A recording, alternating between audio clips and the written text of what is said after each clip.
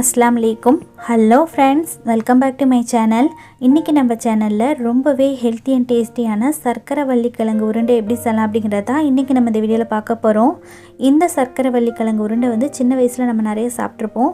எங்க பாட்டி வந்து உங்களுக்கு டிஃபரண்டா செஞ்சு தருவாங்க. டேஸ்ட் வந்து ரொம்ப நல்லா இருக்கும். ஹெல்தியான ரெசிபியும் கூட. இது ரெண்டு விதத்துல நான் இன்னைக்கு செஞ்சு காட்டியிருக்கேன். சோ வீடியோ வந்து ஸ்கிப் பண்ணாம ஃபுல்லா பாருங்க. இப்போ வாங்க நம்ம வீடியோக்குள்ள போகலாம். ஸ்வீட் பொட்டேட்டோ பால் செய்கிறதுக்காக 3 ஸ்வீட் பொட்டேட்டோஸ் நான் எடுத்திருக்கேன். அதாவது சர்க்கரைவள்ளி கிழங்கு எடுத்திருக்கேன். இந்த மாதிரி நல்லா பிங்கிஷாக பார்த்து வாங்கிக்கோங்க. அப்போ தான் நல்லா ஸ்வீட்டாக இருக்கும். சர்க்கரைவள்ளி கிழங்குல நிறைய மண் இருக்கும். அதனால் நல்லா வந்து தண்ணி வச்சு சுத்தம் பண்ணி எடுத்துக்கோங்க, மண் இல்லாமல். இப்போ நான் நல்லா வந்து க்ளீன் பண்ணி எடுத்துகிட்டு வந்துட்டேன். க்ளீன் பண்ணதுக்கப்புறமா பாருங்கள், நல்லா வந்து பிங்கிஷாக இருக்குது. இந்த மாதிரி இருந்தால் தான் ஸ்வீட் வந்து அதிகமாக இருக்கும். இப்போ வந்து இந்த ரெண்டு சைடையுமே ஃபஸ்ட்டு நம்ம வந்து கட் பண்ணி எடுத்துக்கலாம். ரெண்டு கார்னருமே கட் பண்ணிக்கோங்க. அது வந்து ஒரு மாதிரி சொத்தையாக இருக்கிற மாதிரி இருக்கும். அதை கட் பண்ணி எடுத்துக்கலாம். கட் பண்ணி எடுத்துகிட்டு இப்போ இந்த ஸ்வீட் பொட்டேட்டோ வந்து நான் 3 பீஸாக கட் பண்ணிக்க போகிறேன். எதனால் அப்படின்னா, நான் வந்து குக்கரில் தான் வேக வைக்க போகிறேன். குக்கர் வந்து சின்னதாக இருக்கனால நான் கட் பண்ணி வேக வச்சுக்க போகிறேன். உங்களுக்கு வந்து பெருசாக இருந்தது அப்படின்னா நீங்கள் அப்படி கூட வேக வச்சுக்கலாம். நான் இதை 3 பீஸாக கட் பண்ணிட்டேன். இதே மாதிரி எல்லாத்தையுமே கட் பண்ணிக்கலாம். இப்போது சர்க்கரைவள்ளி கிழங்கை வந்து நான் கட் பண்ணி குக்கரில் சேர்த்துட்டேன். குக்கரில் சேர்த்துட்டு இது மூழ்கிற அளவுக்கு நம்ம தண்ணி ஆட் பண்ணிக்கலாம். இதை வந்து நீங்கள் குக்கரில் சேர்க்காமல் ஆவியில் கூட வேக வச்சு எடுத்துக்கலாம். ஆனால் அது ரொம்ப டைம் எடுக்கும். அப்படிங்கிறனால நான் வந்து இந்த மாதிரி வந்து குக்கரில் ஆட் பண்ணிவிட்டு தண்ணி விட்டு வேக வைக்க போகிறேன். இப்போ வந்து மூழ்கிற அளவுக்கு தண்ணி ஆட் பண்ணிக்கோங்க. தண்ணி ஆட் பண்ணிவிட்டு இது கூட ஒரு பிஞ்ச் அளவுக்கு சால்ட் ஆட் பண்ணிக்கலாம். சால்ட் வந்து இனிப்பை வந்து தூக்கி கொடுக்கும். அதனால நான் ஆட் பண்ணிக்கிறேன். ஆட் பண்ணிவிட்டு நல்லா வந்து இந்த மாதிரி மிக்ஸ் பண்ணி விட்டுக்கோங்க. இப்போ குக்கர் மூடி போட்டு ஒரு விசில் மட்டும் விட்டு எடுத்துக்கோங்க. அதிகமாக விசில் விட்டு எடுத்திங்கன்னா ரொம்ப குழஞ்சி போயிடும். ஒரு விசிலே நல்லா நமக்கு வெந்து வந்துடும்.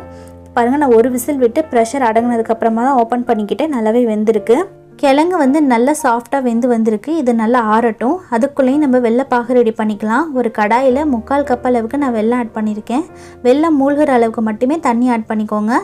தண்ணி ஆட் பண்ணிவிட்டு இது கொதி வரட்டும். அதுக்குள்ளாரையும் நான் வந்து கிழங்குல இருக்கிற ஸ்கின்னெல்லாம் பீல் பண்ணி எடுத்துகிட்டு வந்துட்டேன். இது ஒரு மேஷர் மூலியமாக நம்ம வந்து நல்லா மசிச்சு எடுத்துக்கலாம். கிழங்கு வந்து சாஃப்டாக வெந்திருந்தது அப்படின்னா சீக்கிரமாக மசிஞ்சிரும். அப்படி இல்லைனா மிக்சியில் போட்டு கூட நீங்கள் ஒரு சுற்று விட்டு எடுத்துக்கோங்க. ஆனால் இதிலே மேஷ் பண்ணிங்கன்னா நல்லா மேஷ் ஆகிடும். இப்போ பாருங்கள், நல்லா சாஃப்டாக மேஷ் பண்ணி வச்சுட்டேன். இது இருக்கட்டும். அதுக்குள்ளேயும் நம்ம வந்து வெள்ளைப்பாகு பாருங்கள் ரெடி ஆகிடுச்சு. இதை வடிகட்டி எடுத்துக்கலாம். மண் தூசி இருந்தால் வந்துடும். இப்போது நம்மளோட வெள்ளைப்பாகு ரெடியாக இருக்குது. நம்ம மசிச்சு வச்சுருந்த கிழங்கு இது கூட ஆட் பண்ணிக்கலாம். பாதி அளவுக்கு கிழங்கு மட்டுமே இது கூட நான் ஆட் பண்ணிக்கிறேன். மீதி பாதியை வந்து சுகர் சேர்த்து எப்படி செய்யலாம் அப்படிங்கிறதையும் பார்க்கலாம். வெள்ளைப்பாகில் இந்த கிழங்கை வந்து நல்லா மிக்ஸ் பண்ணி விட்டுக்கோங்க. 2 நிமிஷத்துலேயே இந்த கிழங்கும் வெள்ளைப்பாகும் நல்லா வந்து இந்த மாதிரி திரண்டு வந்துடும். இந்த அளவுக்கு வந்ததுக்கப்புறமா இப்போ இது கூட வந்து எக்ஸ்ட்ரா டேஸ்ட்டு கொடுக்கறதுக்காக நான் வந்து பொட்டுக்கடலையும் வேர்க்கடலையும் வந்து பவுட்ரு பண்ணி வச்சுருக்கேன். வேர்க்கடலையை வந்து நல்லா வறுத்துட்டு அதுக்கப்புறமா சேர்த்து பவுட்ரு பண்ணிக்கோங்க. பொட்டுக்கடலையே வறுக்க வேணாம். இது வந்து ரொம்ப நைஸாக அரைச்சிடாதீங்க. கொஞ்சம் கொரப்பாக அரைச்சிக்கோங்க. அப்போ தான் டேஸ்ட்டு நல்லாயிருக்கும் சாப்பிட்றதுக்கு. இது வந்து எக்ஸ்ட்ரா டேஸ்ட்டு கொடுக்கறதுக்காக தான் நான் ஆட் பண்ணிக்கிறேன். உங்களுக்கு விருப்பப்பட்டால் மட்டுமே நீங்கள் ஆட் பண்ணிக்கோங்க. ஆனால் ஆட் பண்ணிங்க அப்படின்னா டேஸ்ட்டு ரொம்ப நல்லாயிருக்கும். எங்கள் பாட்டி வந்து எங்களுக்கு இப்படி தான் செஞ்சு தருவாங்க. இப்போ இது கூட 6லேருந்து 7 டேபிள் ஸ்பூன் அளவுக்கு துருவன தேங்காவும் ஆட் பண்ணிக்கலாம். 1 டீஸ்பூன் அளவுக்கு நெய் ஆட் பண்ணிக்கிறேன். நெய் விருப்பப்பட்டால் மட்டும் ஆட் பண்ணிக்கோங்க. இது கூட உங்களுக்கு விருப்பம் இருந்தது அப்படின்னா நீங்கள் ஏலக்காய் பவுடர் கூட ஆட் பண்ணிக்கலாம். ஆனால் நான் இதில் ஏலக்காய் பவுடர் ஆட் பண்ணிக்கல. ஆப்ஷனல் தான், தேவைப்பட்டால் ஆட் பண்ணிக்கோங்க. இப்போது எல்லாம் சேர்த்து நல்லா வந்து மிக்ஸ் பண்ணி விட்டுருங்க. ஒரு நிமிஷம் மாதிரி நல்லா மிக்ஸ் பண்ணிக்கோங்க. அப்போ தான் நல்லா வந்து கலந்து வரும். இப்போ நம்ம சேர்த்த பொட்டுக்கடலையும் வேர்க்கடலை மாவும் பாருங்கள் எந்த மாதிரி கொரப்பாக தெரியுதுன்னு. இந்த மாதிரி இருந்தால் தான் சாப்பிட்றதுக்கு நல்லாயிருக்கும். நைஸாக பவுட்ரு பண்ணி சேர்த்திங்க அப்படின்னா அந்தளவுக்கு நல்லா இருக்காது. கொஞ்சம் வளவளப்பாக போயிடும். இப்போ ஒரு நிமிஷம் போல் ஆயிடுச்சு. நல்லா வந்து இந்த மாதிரி திரண்டு வந்திருக்கு. இது இருக்கட்டும். இது நல்லா ஆறுனதுக்கப்புறமா நம்ம உருண்டை பிடிச்சிக்கலாம். நெக்ஸ்ட்டு நம்ம வந்து சுகர் சேர்த்து எப்படி செய்யலான்னு பார்க்கலாம். நான் பாதி அளவுக்கு கிழங்க மசிச்சு எடுத்து வச்சுருந்தேன்.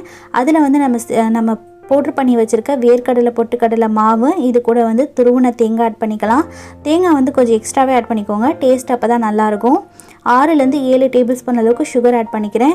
கிழங்குலேயே வந்து உங்களுக்கு ஸ்வீட்னஸ் இருக்கும். அதனால் சுகரும் வெல்லமும் எது சேர்த்தாலுமே கொஞ்சம் பார்த்து ஆட் பண்ணிக்கோங்க. இதில் வந்து நான் 1 டீஸ்பூன் அளவுக்கு ஏலக்காய் பவுடர் ஆட் பண்ணிக்கிறேன். 1 டீஸ்பூன் அளவுக்கு நெய் ஆட் பண்ணிவிட்டு இப்போ இதையுமே நல்லா வந்து மிக்ஸ் பண்ணி விட்டுக்கலாம். இதில் வந்து ஏலக்காய் பவுடர் சேர்த்துக்கோங்க. ஏன்னா நம்ம சுகர் சேர்க்குறனால ஏலக்காய் பவுடர் சேர்த்தா நல்லாயிருக்கும். வெல்லத்துக்கு வந்து ஏலக்காய் பவுடர் தேவை இருக்காது. இப்போ இதையுமே நல்லா வந்து நம்ம மிக்ஸ் பண்ணி எடுத்துக்கலாம். இப்போ பாருங்கள், இந்த அளவுக்கு நல்லா திரண்டு வந்துருச்சு. நம்ம பொட்டுக்கல்ல வேர்க்கடலை மாவு சேர்க்குறனால நமக்கு இன்னொன்று வந்து என்னென்னா பைண்ட் ஆகிறதுக்கும் நல்லா நமக்கு யூஸ்ஃபுல்லாக இருக்கும்.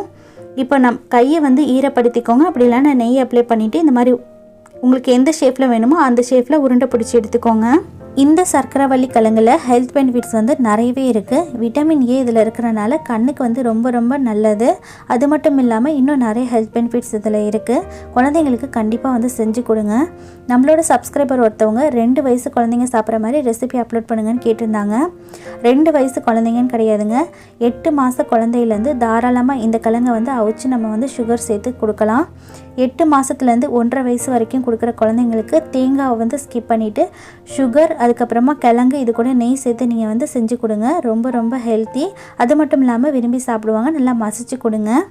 இந்த சர்க்கரைவள்ளி கிழங்கை வந்து நம்ம நெய், சுகர், தேங்காய் துருவல், ஏலக்காய் பவுடர் இதெல்லாம் சேர்த்து நம்ம செஞ்சுருக்கோம். அது மட்டும் இல்லாமல் எக்ஸ்ட்ரா டேஸ்ட்டுக்காக வேர்க்கடலையும் பொட்டுக்கடலமாவும் சேர்த்துருக்கோம். அதுவுமே வந்து ரொம்ப ரொம்ப சூப்பராக இருக்கும். எங்கள் பாட்டி எங்களுக்கு வந்து இப்படி தான் செஞ்சு தருவாங்க. உங்களுக்கு இந்த பொட்டுக்கடலை மாவு வேணாம் அப்படின்னு நீங்கள் நினச்சிங்கன்னா நீங்கள் அரிசியை கூட நல்லா வறுத்துட்டு அதுக்கப்புறமா பவுட்ரு பண்ணி இதில் சேர்த்துக்கலாம். அதுவும் இன்னும் நல்லா டேஸ்ட்டாக இருக்கும். அது மட்டும் இல்லாமல் இதில் நீங்கள் சத்து மாவு கூட சேர்த்துக்கலாம். அதுவுமே இன்னும் நல்லாயிருக்கும். எங்கள் பாட்டிங்களுக்கு இந்த மாதிரி தான் டிஃப்ரெண்ட்டாக செஞ்சு தருவாங்க. ரொம்ப ரொம்ப ஹெல்த்தியான இந்த ரெசிபியை நீங்களும் உங்கள் வீட்டில் கண்டிப்பாக ட்ரை பண்ணி பாருங்கள். இந்த ஹெல்த்தியான ஸ்வீட் பொட்டேட்டோ பால்ஸ் வந்து உங்கள் எல்லாருக்குமே கண்டிப்பாக பிடிச்ச மாதிரி இருக்கும்னு நான் நினைக்கிறேன். பிடிச்சிருந்ததுன்னா என்னோடய வீடியோ வந்து மறக்காமல் லைக் பண்ணிக்கோங்க. உங்கள் ஃப்ரெண்ட்ஸ் அண்ட் ஃபேமிலி கூடயும் ஷேர் பண்ணிக்கோங்க. என்னோடய சேனலை இதான் நீங்கள் ஃபர்ஸ்ட் டைம் பார்க்குறீங்க அப்படின்னா மறக்காமல் சேனலை சப்ஸ்கிரைப் பண்ணிக்கோங்க. பக்கத்துலேயே வர நோட்டிஃபிகேஷன் பெல்லையும் கிளிக் பண்ணிவிட்டு ஆளுங்கிற பட்டனையும் செலக்ட் பண்ணிக்கோங்க. அப்போ தான் நான் போடக்கூடிய ஃபியூச்சர் அப்டேட்ஸ் எல்லாமே உங்களுக்கு உடனுக்குடனே வந்து சேரும். இதே மாதிரி வேறொரு சூப்பரான ரெசிபியோடு உங்களை மீட் பண்ணுறேன். ஓகே ஃப்ரெண்ட்ஸ், பாய். அஸ்ஸலாமு அலைக்கும். தேங்க்ஸ் ஃபார் வாட்சிங்.